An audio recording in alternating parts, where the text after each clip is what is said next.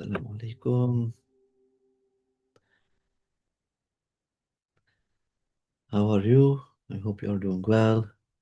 I guess some have left the room because of these 25 minutes delay. So maybe we can send a message to them telling them that we are here if they can be back. And I'm sorry for the delay. We started the French session late. That's what it is. So Bismillah, Bismillah, Bismillah. Let us go with the name Al-Bari.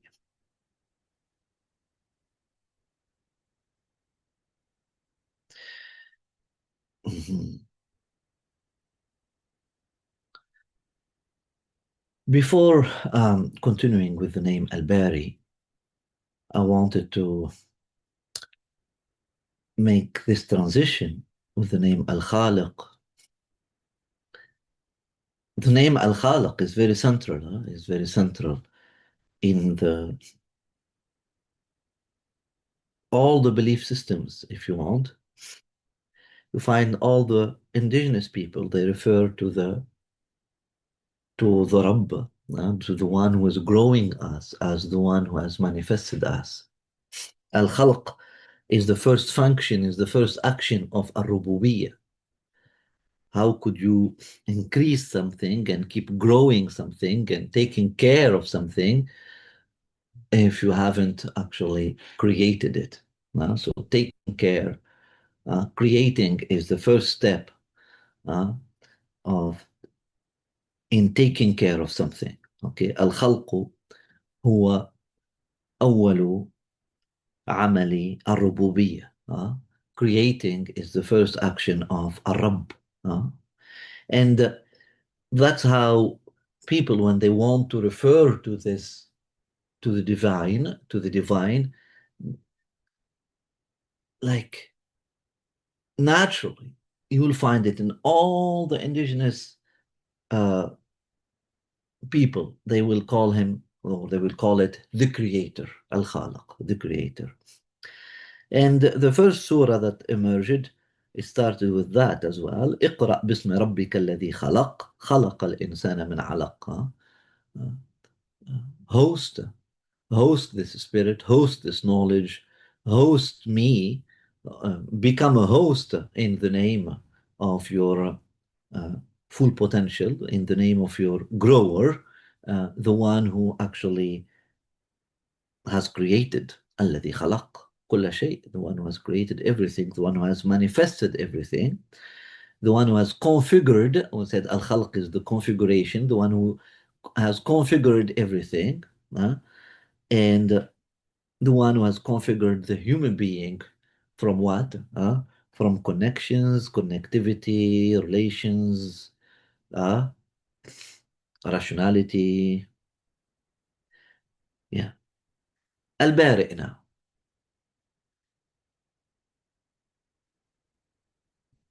I actually want to share with you that I have started the project of translating the Quran with in the order of its tanzil, in the order of its revelation, not in the order that you find in the Mus'haf, in the order of the revelation.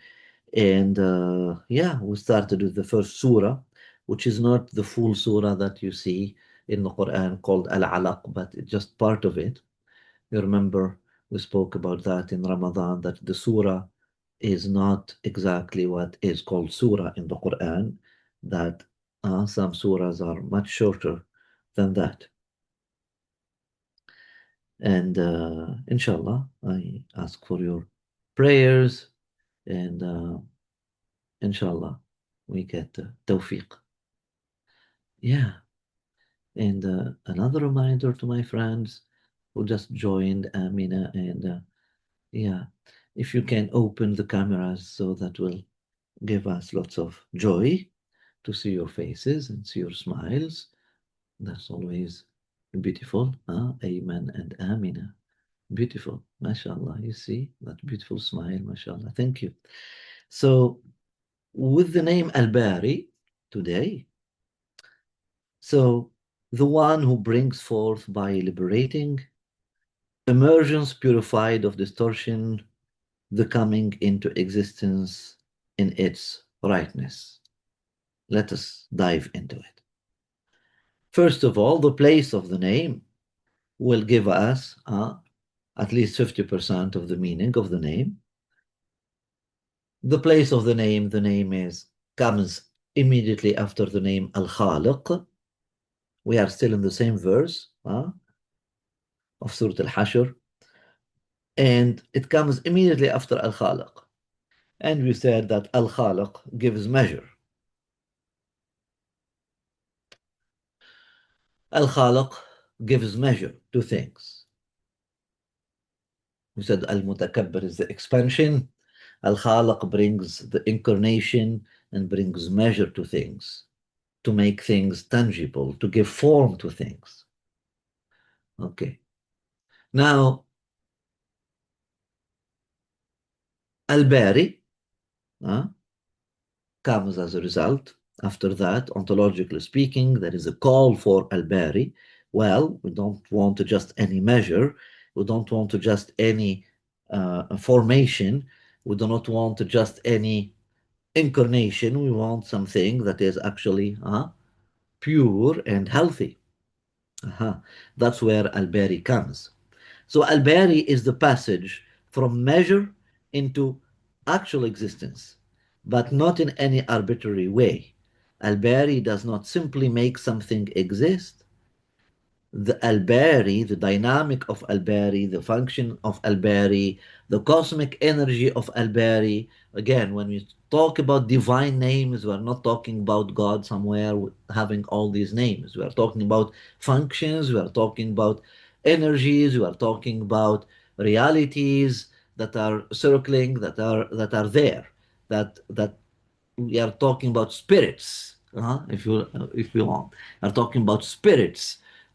Each name has its spirit. We are talking about living spirits. These names are living.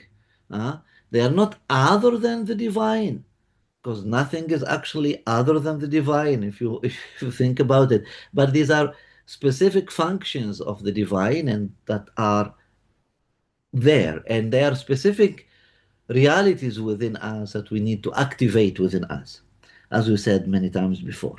So now, Al-Bari, the spirit of Al-Bari brings things into existence while freeing them from distortion at the same time. يبرأك برأ السماوات والأرض. It means I'm bringing the heavens and earth into existence while freeing it from distortion in the same time.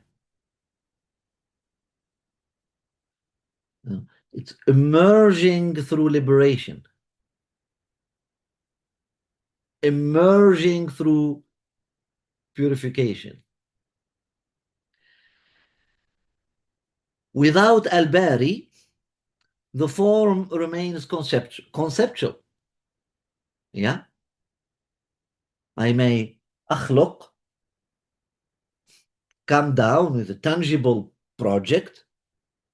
I'm already in the khalq, but I don't give birth to that project. The form remains conceptual, because we said khalaqa doesn't mean really to create in a tangible form necessarily. Literally, it means to configurate. This is your khalq. When you look at the mirror, you say, Allahumma hassin khuluqi kama hasanta khalqi. The khalq or the akhlaq is a manifestation. It's the figure as well. When you figure out something, it's called khalq. When you configure something, the configuration of something is called khalq. So the form may remain conceptual and does not take form actually after khalq. We still need another step, which is emerging from the concept into something really tangible. And the measure may remain theoretical. Everything is measured, okay, but it may remain theoretical. Mm. And the creation may remain just potential. Huh? So خلق does not mean necessarily to create completely. Huh? We can just have the potential. It said خلق السماوات. Huh? The creation of the potentialities. The potential is created, it is there. But it's not أرض yet. It's not a, a, a project yet. It's not something tangible yet, for example. Mhm. Now, Al-Bari, what does Al-Bari do? What does the spirit of Al-Bari do? The function of Al-Bari, what does it do? It brings into existence, bara'a, it brings into existence, so we can actually see it, but also it purifies in the process, and it liberates from distortion. So, if I may give you this image, and we know very well that the Arabic language came from images. And when you think about Al-Khaliq, Al-Bari, Al-Musawwar, we'll see this next time.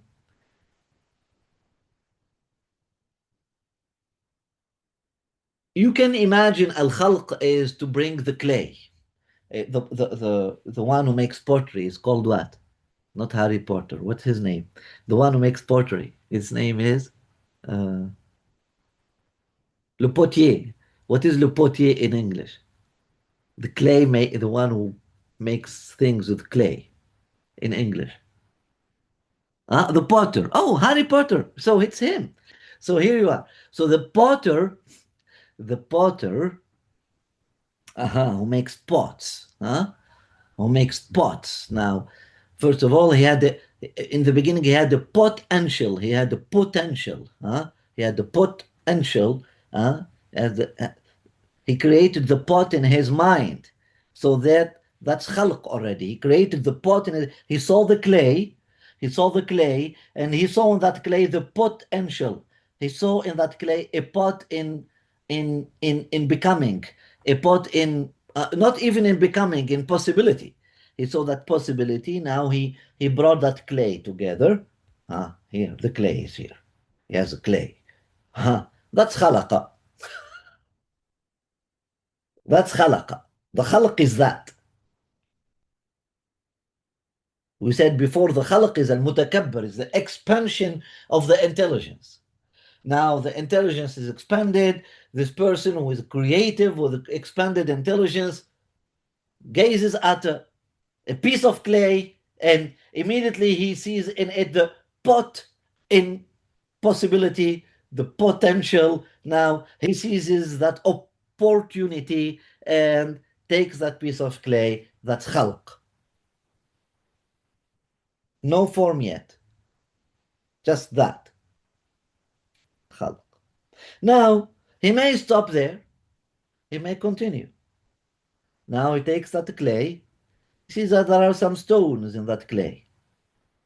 If I create a pot with that clay that is not pure, that pot may break, or there are some impurities in that clay.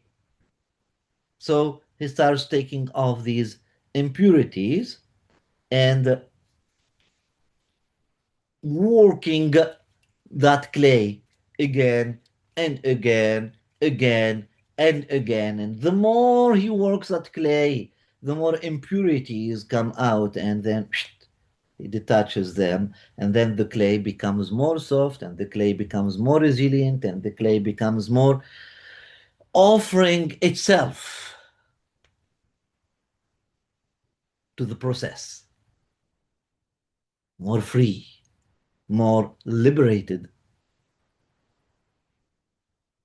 And then what happens? After that, he gives a form to that clay. And that's where the name Al Musawwar comes. We'll see it next week. So you see the three names the trilogy between Al-Khaliq, Al-Bari, Al-Musawwir. Mhm. You see now. It's not redundant. Because if you think that Al-Khaliq is creation, okay, so what is Al-Musawwir then? Oh, the one who gives shape. Okay. Mhm. But like this, the way I explained it, it makes more, you know, because khalaqa, it means basically bringing things from water, huh? Mixing clay and water together. That's khalq already. That's khalq. Huh? Mixing. It comes from the dual khal. Khalaqa comes from the dual khalla. And khalla means to mix. Uh, to mix. The vinegar is called khall because we mix it with things. It is mixed. We mix it with things. Al khal.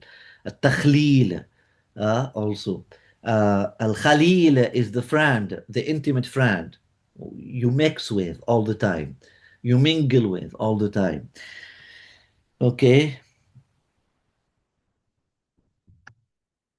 And then came khala qa. We added the qa. What is qa? There is khala ta. There is khala qa. Khala ta means to mix things together, but here it is khala qa. We said qa could mean to cut, but it could mean as well to go inside. Mhm. So khalaqa would be the inner mixture, uh-huh, or to cut a piece from which you can manifest something. So when you cut a piece of your time and dedicate it towards a project, you are into a process of khalq. Okay? When you cut a piece of land and you dedicate it towards a project, that is khalq. When you cut a piece of yourself and you dedicate it towards a particular project, that's also a khalq. You understand? When you cut a piece from time, from mind, from feeling, from whatever, that's when you dedicate a piece for something, that's khalq already as well. Okay. You can listen to this again and it will make perfect sense for you. Maybe it is ambiguous. I will waste time if I say it again. I know that, but if you listen to it one more time, you will understand 100% what it is, especially if you have followed the classes of Ramadan. You understand, but even if you haven't, it's clear. Okay, so we said the letter Qa has two energies, and I brought these two energies, I added them to mix, which is khalla, and then that gave us two possibilities, and these two possibilities they give us the meaning of khalaqa. Okay, nice. So now let's go to al-bari again. The root of al-bari, bara'a or bari'a. Let us go to the three-lettered root first of all. The three-lettered root of bara'a carries deep meanings. The four or five meanings that you find in the dictionary are to be freed from. Bari'a means to be freed from something. There is a surah in the Quran or a part of the surah in the Quran, at least there is a verse in the Quran called Bara'atu min Allah wa rasulihi lilladhina ahadun al-mushrikeen. Okay? It starts with the word Bara'a, and that means it is a liberation. So we know what happened. The Prophet Muhammad signed a contract, a peace treaty with Abu Sufyan and the Quraysh leaders and the Arabs, the allies of Quraysh. That treaty was called Al-Hudaybiyah. The Quran is calling it Al-Fatah as well. Now, the Prophet Muhammad sallallahu alaihi wasallam started sending his missionaries, between brackets, his companions, called Al-Qurra, uh, not the readers, not because they know how to read the Quran and sing it and chant it. No, they were Al-Qurra. We said Qara'a means to host. So the missionaries in the Muhammadan tradition were called Al-Qurra, the hosts, because that was the action. They were just practicing hospitality. That's what it is. They will be practicing, they will build places, hospices, and they will practice hospitality. They will be there. They will come next to a tribe, by the way, and this is, we know this from the Sirah. They will come next to a tribe. They won't go to the tribe and live with them. They will come next to a tribe or between a few tribes and they will camp. They will make a camping and a campground and they will be cooking. They will make that fire and people, caravans will come and people will come to inquire and curious about them and they will, the first thing before talking to them, they will host them.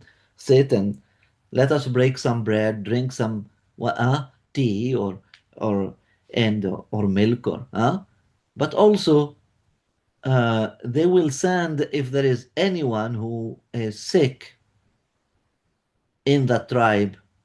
Actually, before they started sending, the reputation became like that because people, when they saw them, they saw that kind of sainthood and that purity in them and that innocence in them, and they told them, "Okay, are you able to help to cure this person in our tribe?" And yes, and they did it. And one of the companions, he never practiced that before, and he said, "Yes, I can." And he just recited Surah Al-Fatiha, and Surah Al-Fatiha was, and then he came back to the Prophet, and the Prophet ﷺ was happy with him. He told him, "Okay, you knew that it is actually a ruqya. You knew that it brings bara'ah, it brings tabri'ah, it brings shifa." Okay, so the Prophet Muhammad ﷺ started sending al-Qurra, the hosts, hosting people, but also hosting people into this new meaning that has emerged and this new possibility, okay, without weapons, in white clothes. And one night, uh, but it was Abu Sufyan who made this whole plot. And one night, people came and they like with masks and killed all of them. According to narrations, their number was between 70 and 314. We're talking about a big number, and these were the cream of the Muhammadan students. These were the alumni of the Muhammadan University. And I remember my father saying one day, said, "I believe if Islam is in this mediocre state today, one principal cause was the massacre of the alumni of the Muhammadan University."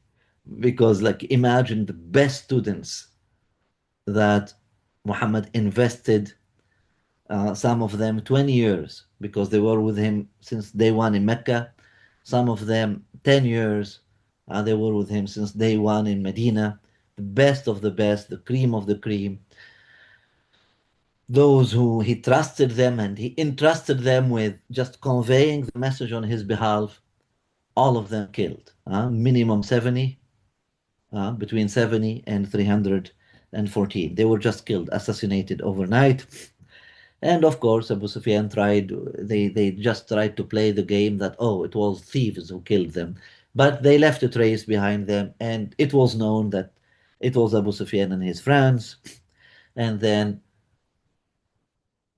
the revelation came, Bara'a, Ya Muhammad, you are freed and liberated from the engagement, from the peace treaty that we have signed with Abu Sufyan. They haven't respected it. So the fact that they haven't respected it, you are freed from that. To be innocent of is also bari'ah. So someone goes when if someone goes in front of the court, in front of the judge, is accused with this or this or this, and then he's found not guilty. That's called bari'a. Someone who is found not guilty. That's bara'a as well, to be innocent of. So there is a meaning of freedom, liberation. Now there is a meaning of innocence.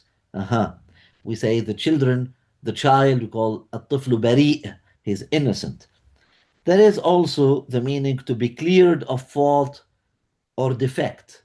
برئت من العيب. برئت من العيب. In the ritual of Eid, the offering, we have to, one of its qualities, it has to be al-bara'. The offer, what you have, whatever you are offering needs to be bari', needs to be with no fault or defect. Not blind, not deaf, not, you see. Uh-huh. But also to emerge in a state of purity. To emerge in a state of purity. That's another meaning for bari'a. A fifth meaning, we'll see it's not really a fifth meaning, it is within, it is the sum of all these meanings, is to heal, to be healed. Bari'a, to be healed. Uh, to emerge in a state of good health again. To re-emerge in a state of good health again. No, bari'a is a verb that is used for to say to originate in the beginning in a state of purity, but also it is used to say to come back to that state of to that original state of purity. Uh, now we see al-bar is the circle is to originate in a state of purity and to re-emerge in that state of purity. It is a dynamic of purification, liberation, coming back to innocence, clearing of defaults and defects. To be freed from your, for example, uh, yeah, to be freed from, to be innocent of, to be cleared of fault or defect, to emerge in a state of purity. These are the meanings of bari'a. Now, bari means innocent, bara'a means disengagement, release. We spoke about it. So there is an invitation to our consciousness here to see that the what we call creation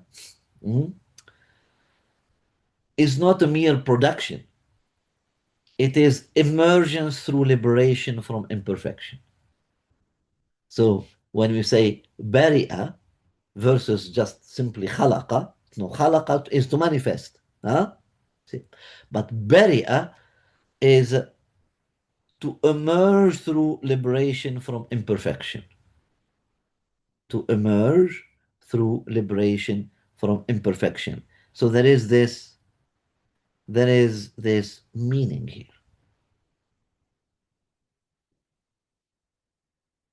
Creation with the function of al-bari' becomes emergence through liberation from imperfection.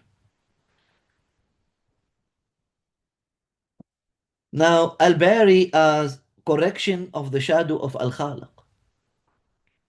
What is the shadow of al-khaliq? We said it last time. Can you remind me of what was the shadow of al-khaliq? Again, for those who are new, do not be shocked when we say the shadow of al-khaliq. We're not talking about the shadows of God. We are talking about the shadows of the name.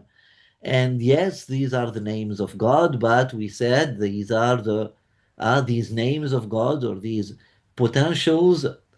These are human potentials, and when the human incarnates these divine or human potentials, because the human is lights and shadows, of course, the human will incarnate the lights and the shadows of everything. Okay, so we say the lights of al-khalaq, creativity. Uh, yeah, that's the light of al-khalaq, al-khallaq, the creativity, incarnation, uh, being in one's body, uh, not staying into the the sky into the subtleties. By the way, the name Al Khalaq works in pair with the name Al Latif.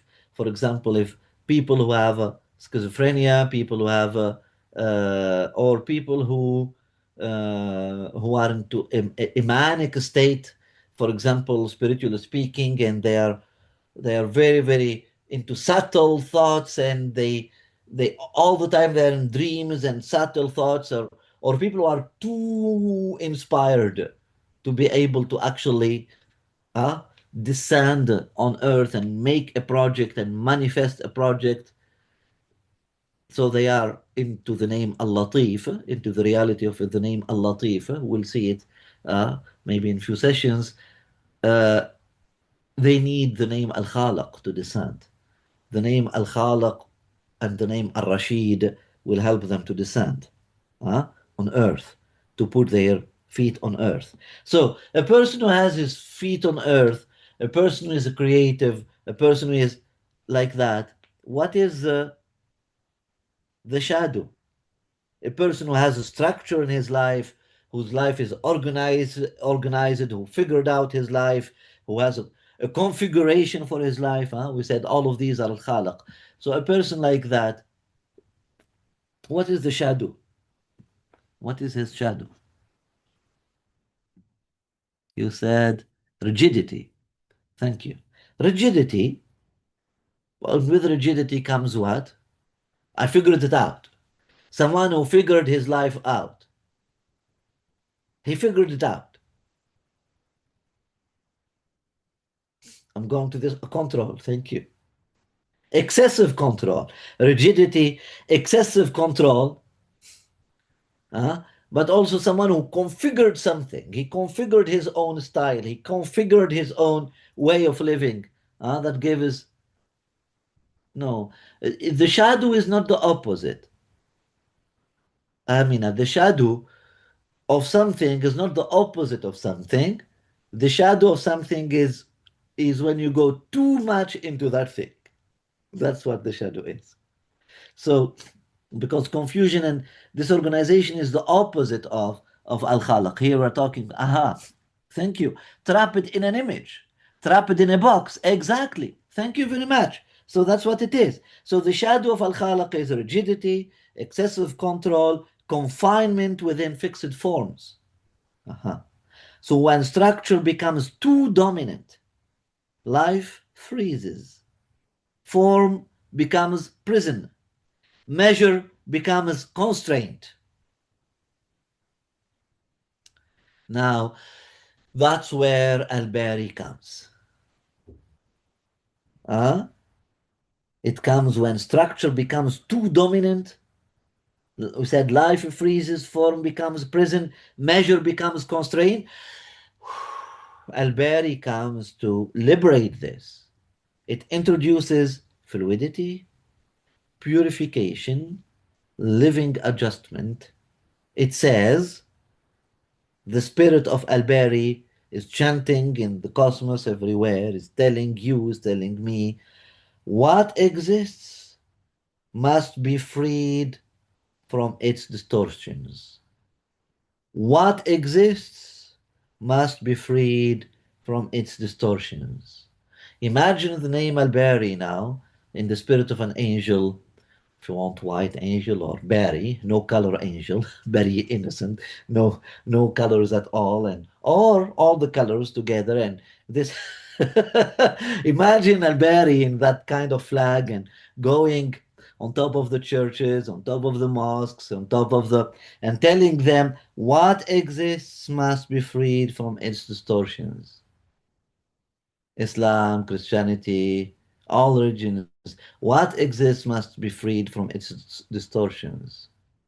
And now Al-Bari flying into hospitals, going inside the hospitals, and just doctors who are trying to heal people. Al-Bari is just teaching them that healing is just freeing the body from its distortion, just bringing back the original functions, reactivate the original functions again, liberating the original functions again. There is nothing new here. It's just purifying and detoxicating, the detox. Yeah, it's pure. It's to purify, to detox, to liberate, to free,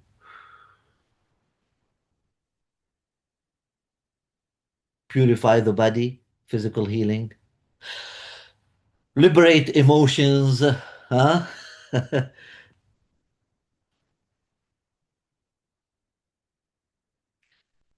Make feelings lighter, that heaviness of sadness, huh? Psychiatry, psychology, mental health, uh-huh. Or liberating the mind from dogmas and boxes and giving clarity to the mind, to the rational, developing the rational, the intellect. Mhm. What exists must be freed from its distortions. That is the energy of Alberi. Comes. What exists must be freed from its distortions. What exists must be freed from its distortions. What exists must be freed from its distortions. So you see the dynamic now between al-mutakabbir, expansion, and now al-khalaq comes, structure, and then al-bari comes into liberation into existence.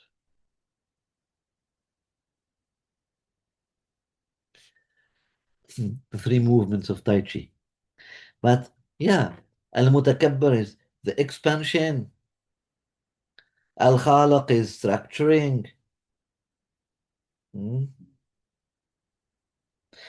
and al-bari is liberating into existence as well. Ooh, etc.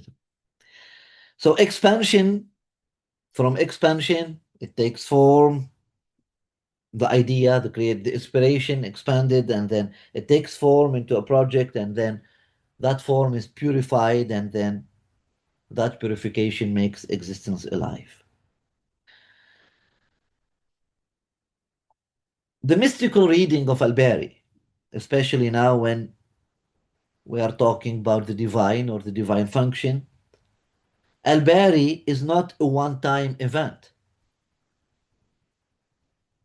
The fact, the fact that it is a sifa, it is an attribute of the divine, it means that it is going on, it is a continuous process.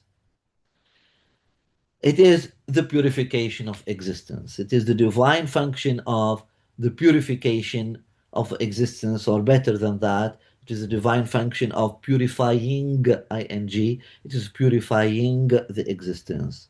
At every moment, what is false dissolves, what is heavy is released, what is distorted is realigned. To exist then becomes to continuously free oneself from layers that distort the real. That's the meaning of to exist. To exist becomes to continuously free oneself from layers that distort the real. So we are going closer and we are getting closer and closer from the real, al-haq.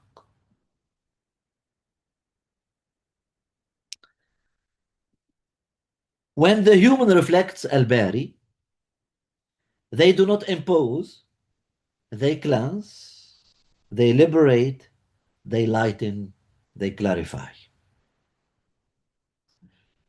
When the human reflex Alberi becomes a doctor, they cleanse the body, they become psychiatrist or psychologist or therapist, they liberate the emotions, they become a friend, they lighten the feelings, and they become a teacher, they clarify the mind, for example. All of these are Alberi. Huh? A doctor who cleanses your body, or a shaman who cleanses your body, or a potion that cleanses your body. That's an incarnation of Al-Bari. A therapist that liberates your emotions, helps you to liberate your emotions.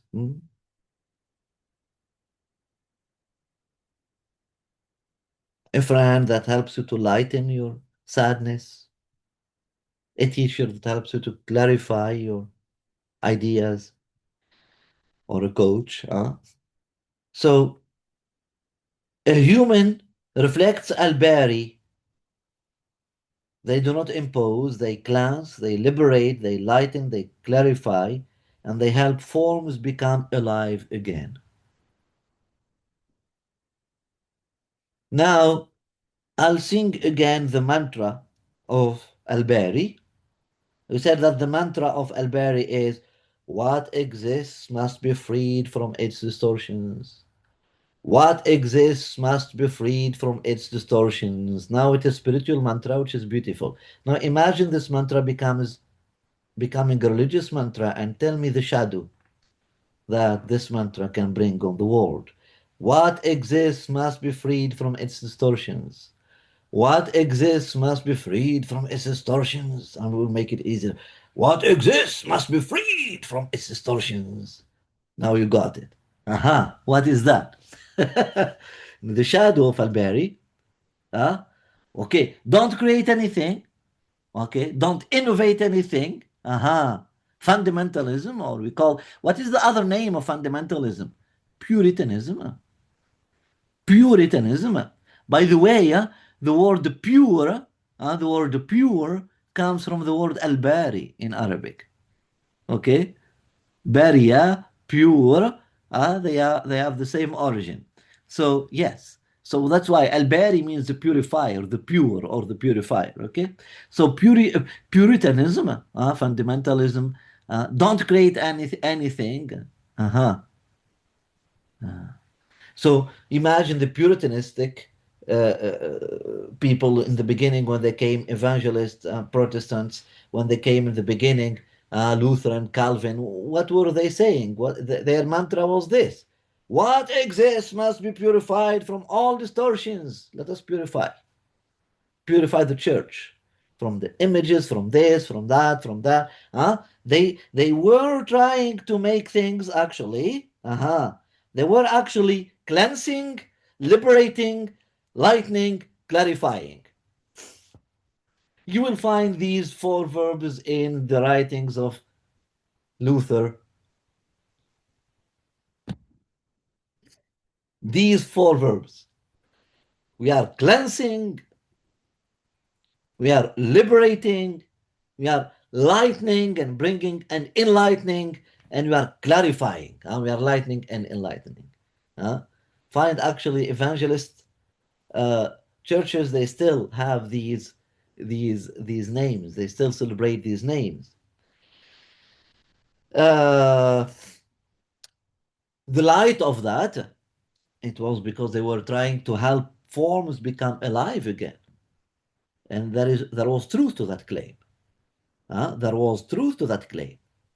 To help the forms become alive again. But the shadow here is wanting to purify through control and becoming obsessed with perfection. In Aqidah, for example, Puritanism is not only Wahhabism, there is another Puritanistic club that started, or madhab that started. It hasn't expanded like Wahhabism, but in the West, it created lots of noise. It made lots of noise. The Ahbash. No, the Wahhabis and Salafis are the same. The Ahbash. The Ahbash, for example, they came with the Aqidah Ash'ariyah, which is very, very Puritanistic Aqidah. And they made it like you cannot say the hand of God, you cannot say the foot of God. So they became anthropomorphist, anti-anthropomorphist. So then they made it like impossible to translate any verse of the Quran. The verse of the Quran is saying the hand of God is over their hand. It said, no, you cannot say the hand of God. You have to say the power of God. Okay, but then the image is not there anymore. The romantic thing that the divine wanted me to imagine something, to feel something, not to imagine, but to feel something is not there. If you tell me the power of God is over their power. No, the divine could say that, but said, Yadullahi fawqa aydihim, the hand of God is over their hands. So anyway, so uh, nothing tangible and relatable remains. Thank you. It becomes abstract. God, the divine, becomes an abstract, and then we cannot relate to that. That's why many, like, and the reality, it's like many, we are talking about millions, not thousands, of Saudis and of Sudanese and of Libyans and of Algerians, all of those who went through Salafism, their children are converting into Christianity because the Christianity and the Catholic Christianity, because it helps you, it gives you that privilege of the tangible God, of a God that walks with you, that takes you in its arms, that you can call Father. Uh, well, if they continue their journey and they go to Peru and they discover that God is actually Mother, then it's even better for them. And then here you are, Pachamama. And then it's even more tangible and more pure and more berry and more innocent and more childlike and more sabiin, more sabi, more childlike, better, more evolved in that process of going back to the childlike uh, nature. We said during Ramadan that asabi'una, sabi'a, asabi'una means to go back to the childlike uh, state, to go back to the childlike state. Now, the childlike state uh, is called sabi. That's why there is the word asabi'un. You'll find it in the Quran. It's translated as the Magians, or no, it's not another religion. It's just the dynamic or wanting to go back to the childlike state in any form that may take. Is called asabi'un, and asabi'un are going with the name al-Bari. They are trying to find that state of purity again, and Jesus is the one who called Asabi'un, and he told them that you shall not enter the kingdom of heaven unless you convert and become uh, children again. That's Bari. That's the name Al Bari. To become childlike again. To That's what it is. That's what Al Quran is called Asabi'un. Uh, to go back like the child, to go back to that childlike state. Yeah, we want to go back to the origins. We want to go back to the pure origin. We want to go back to childlike state, but be careful. The dynamic of Al-Bari is gentle. It liberates without violence. It actually brings you to the childlike state, not to the original dogma. You see the difference? I'm telling you, let's liberate the child in you. Let the child in you re-emerge. Because for so long you just buried that child. إذا الموءودة سئلت بأي ذنب قتلت. You just buried that child, and that just you created a form, a dragon or something. You created a form, a fake form, just to please the society, to respond to the needs of people, and then you kill that child and you ignore that child. You put that child in the prison, and then you created a form of yourself that will please the pleaser, like the brothers of Yusuf. They threw Yusuf in the well, and then they said, okay, now we can please our dad with whatever he wants. And then they started acting like, not with honesty, but according to the expectations of their dad, not according to what they actually uh, want, or to how they are actually. So many of us, we do that. We did that for many years. The child in you is completely ignorant, is completely in the well, and now you you are wearing that mask, you are pleasing other people, but you are not mature. You see, uh, and now I tell you, let us go back to that child.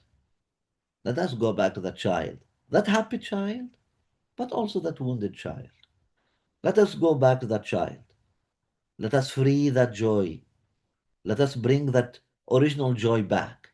But also, let us go to these wounds and heal them rather than, you know, let us go to that child and work with that child rather than burying that child alive and uh, creating a substitute which is not rooted in who we are truly.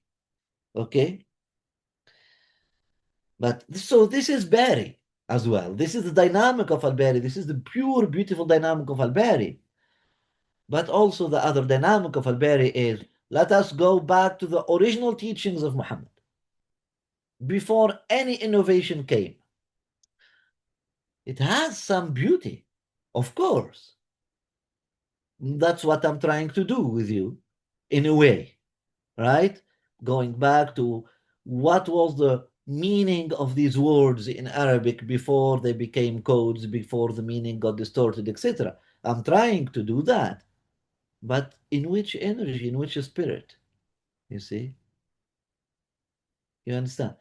So we are trying to just find the childlike spirituality that came with Muhammad, which is flexible, which is la haraj, which is no problem, which is all about life and living and growing and evolving and enjoying life. Okay? But for those who understood that the religion of Muhammad is a dogma, is a fixed dogma and a fixed frame, let us go back to the original frame. So instead of looking for the original soul, the childlike spirituality, they are going, they will be obsessed looking for the original frame, the original box. We want the original box. That one.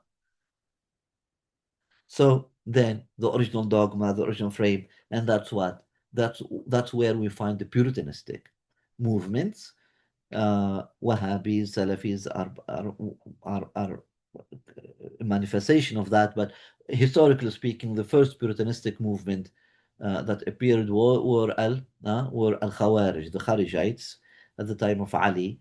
They came. They said, "We want to purify uh, the text from all interpretations." So they became literalist. So no, we don't want any medium. We don't want any interpretation, and let us purify as well the governance from any medium. So there is no the governor. The one governor is Allah. La hukma illa lillah. So only Allah is the teacher, and only Allah is the governor. How can we work with that? God knows. So it worked out somehow with them, but they needed to distort their original understanding because their original understanding, you cannot create anything with it. It's just chaos. No, imagine no governance at all. At all, no governance. Everyone is free, no governance at all. It's not just, it's not even Jean-Jacques Rousseau, the contract, the social contract. It hasn't even evolved to that we are free initially and we accept to come together into a social contract that binds us. It's not even that. It's just we are free and that's it. So we can, and I can understand what I want and I can, so these were the Kharijites. I'm sorry, I went in many directions. So let me go back we said you see so the al-bari or the true bara'a is gentle. It liberates without violence, and the other sects and cults and cults and groups that want to bring back the original understanding, etc., they come with violence. They come criticizing people. They come with lack of tolerance. They come with uh, shaming, blaming, scoffing, to say, mocking, uh, genocide. Genocide is bad. You know, we know in the Jewish paradigm they have that. In the Hebrew paradigm, that's why they kept committing genocide after genocide of other than them, but also of the weak amongst them. Aha, because they want to keep the pure race. And the people who are able to carry the pure understanding. So what is genocide? Huh? It's called تطهير عرقي in Arabic. It has the name al-Bari. It's the worst distortion of al-Bari, to kill the sinners. So we have a society of pure and uh, Pakistan. The Pakistan is also has al-Bari in it, the creation of the cancer of I'm sorry, of the creation of Pakistan or the creation of Israel in the same time.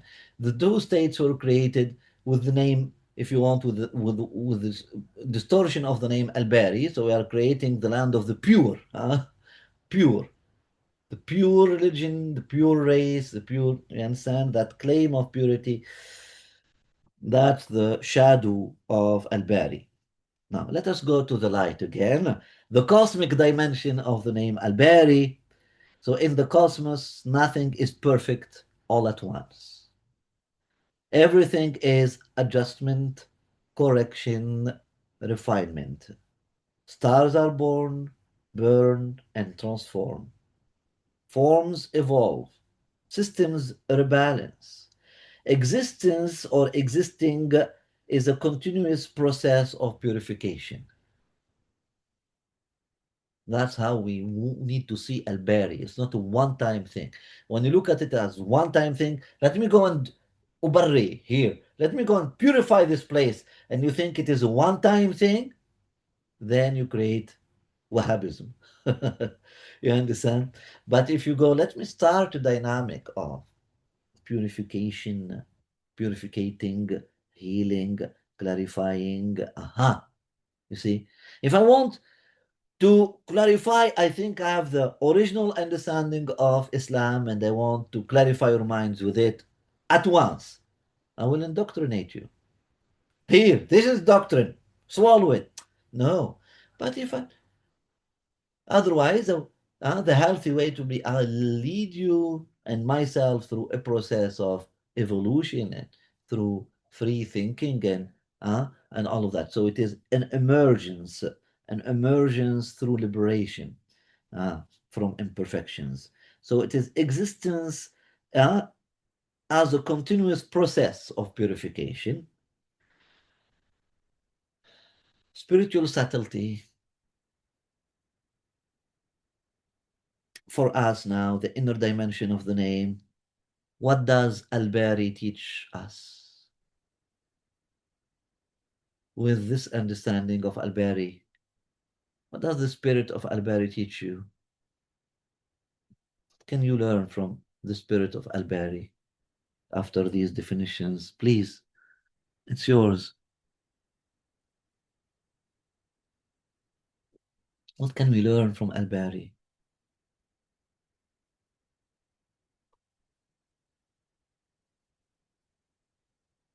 Indigenous, they call plants as medicina, and they call them as teachers as well. The divine names are exactly the same thing. They are medicinas and they are teachers, they have spirits.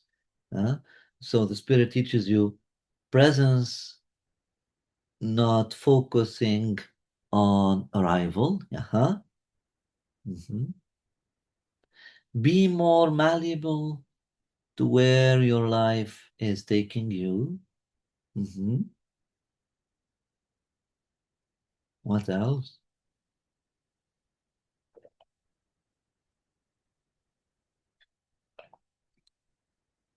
Please contribute, all of you. Mhm. We must liberate ourselves but without too much attachment to liberation. So beautiful, Amen. So beautiful, so beautifully said. We must liberate ourselves, but without too much attachment to liberation. Aha, which is great. Aha. Otherwise, it becomes feminism or otherism. We must liberate ourselves without becoming liberalism. Witness to the way that things are changing as they are manifesting. Beautiful. Aha. The importance of childlike wonder. Beautiful. Nice. Nice. Well,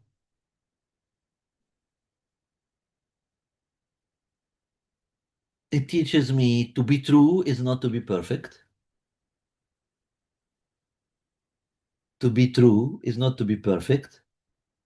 And to be pure is to be in a process of purification as well, with all what you have written there, which is all beautiful. Now, I may add to that, Alberi teaches us as well to be true is not to be perfect, and to be pure or to be true is to be in a process of purification. Purity is not a fixed state that can be seized into an image, for example. This is very important because when we think of purifying, I have an image of purity. That's not pure. If you have an image of purity. Remember, we spoke about this when we spoke about Al Quddus. Now, purity is not a fixed state, it is a living movement. Now, the translation of the name, the ontological translation of the name, Al-Bari would be the unity of purified emergence. We have all lived a moment of purified emergence. The birth of any baby is a purified emergence. We know very well that babies, they come pure, even though they are covered with blood, but they are pure.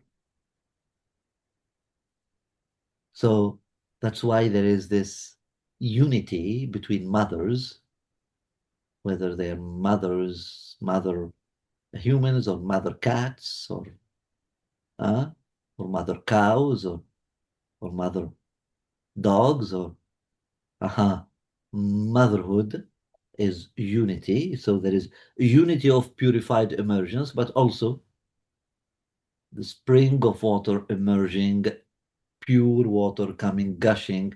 It's like all there is a unity. Mhm. But also new inspirations coming. Uh, Bismillah. So new inspirations emerging here and now in this class, and the new inspirations emerging in another class and with another teacher in another platform. You see, it carries the same energy. So there is a unity of purified emergence, and that's the divine. So when talk about the unity, that's about unity of purified emergence. And there is a force as well, the force of liberation into existence, the force of liberation into existence. It's like the birth moment. Let us integrate all of this into in a short meditation, if you don't mind. I invite you to close your eyes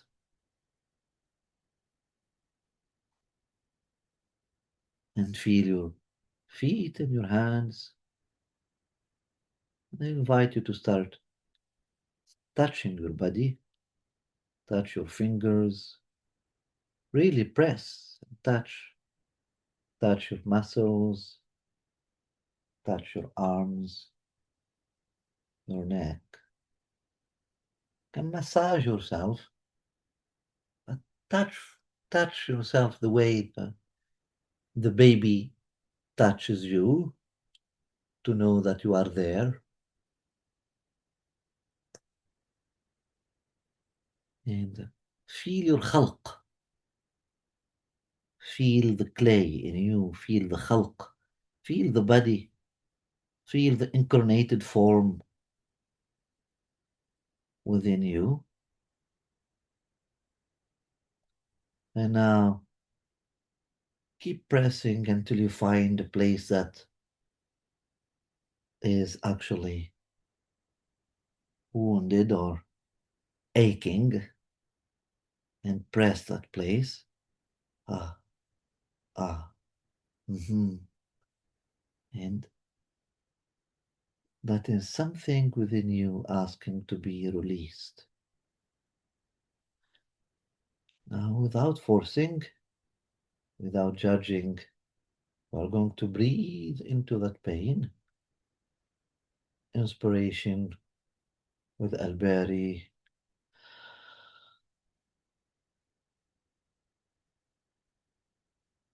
Now you are going to expire gently.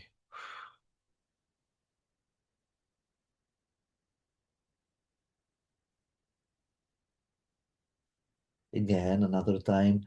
Breathe into that pain, into that ache, into that wound.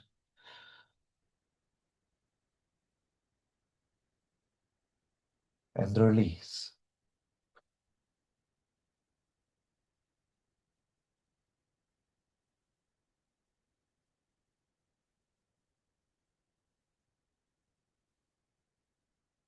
Another time.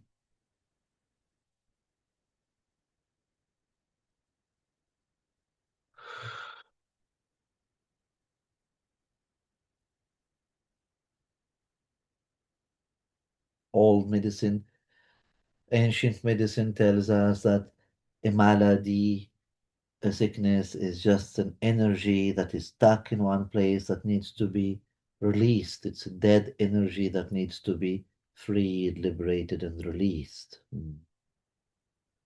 Just simply allow what is too heavy to soften, what is too rigid to loosen.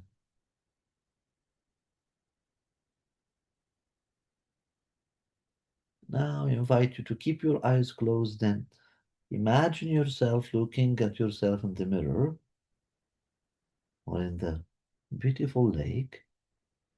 You are looking at your face, your beautiful face. And now you are gazing at your eyes into that mirror. You cannot lie to yourself, and you see your form, the manifestation that the social clothing that you put when you come out, when you manifest, basically, when people see you. And look at your personality, look at the beautiful things in personality.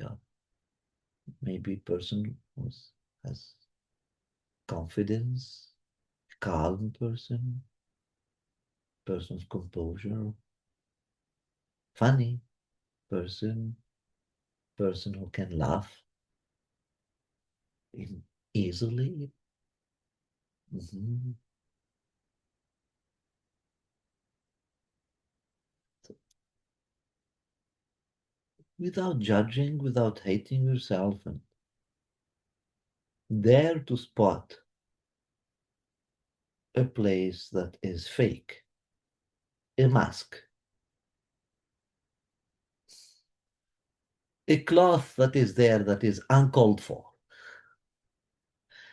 a cover that is uncalled for, that is not really needed to cover a vulnerability from other people, but or cover a aura, but it is actually their extra cover, a mask to compensate for a void or something like that. Or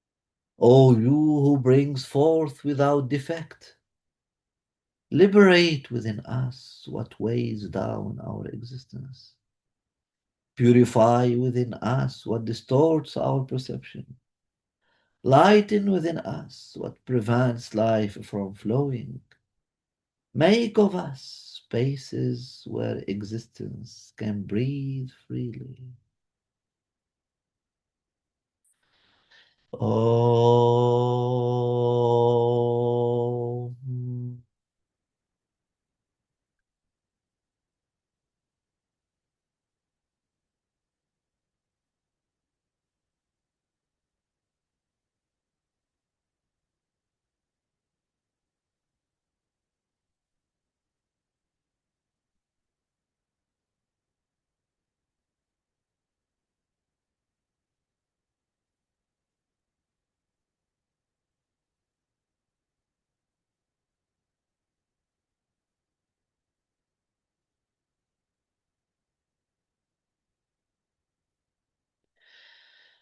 Yeah, Barry, thank you, dear friends, for holding this space with me and allowing this bara'a to emerge, allowing this um, emergence to come in this form that is not perfect, but that is actually looking to be more and more pure and more uh, and closer to the original meaning. And see you next week with the name Al Musawwir, inshallah ta'ala, which is the next step in this trilogy, but it is the last name in this series as well. It is the last name uh, in the 13 names that are mentioned together in one shot